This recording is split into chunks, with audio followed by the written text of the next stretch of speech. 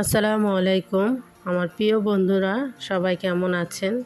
কিন্তু আমি একটা খবর শুনে আমি খুবই খারাপ লাগতেছে, কান্না করার মতন। কেননা নাহিদা আপু আমাকে কমেন্ট করেছে, তার কথাটা শুনে আমার এত খারাপ লাগতেছে। তার চ্যানেল নাকি ডিলিট হয়ে গেছে। এই কথাটা শুনে আমার এত খারাপ লাগতেছে। ইতি আপু কেমন আছো? আমার ভুলের কারণে ইউটিউব থেকে চ্যানেলটা ডিলিট হয়ে গেছে, তাই তোমাদের সাথে যোগাযোগ হবে না, দোয়া করো আমাদের জন্য। এই কথাটা শুনে আমার খুবই খারাপ লাগতেছে যে তোমাদের সাথে আর যোগাযোগ হবে না।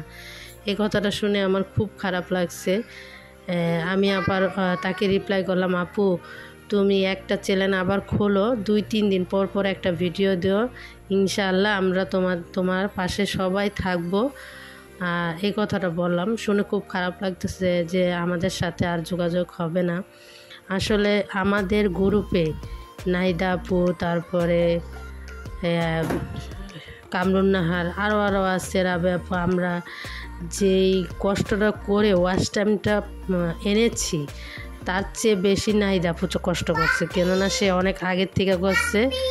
সে হাশেমা আপু আর নাহিদা আপু খুবই কষ্ট করেছে, তারা নাইট করেছে আমাদের থেকে বেশি, আর খুব চেষ্টা করে সব ওয়াচ টাইমটা পূরণ করে সফল হয়েছে। তার চ্যানেলটা ডিলিট হয়ে যাওয়াটা খুবই খারাপ কথা। আর আমরাও তো কষ্ট করেছি, কিন্তু আমাদের চেয়ে নাহিদা আপু বেশি কষ্ট করেছে। জানি না নাহিদা আপুকে ভূতে ধরছিল কি না, যে সে কেন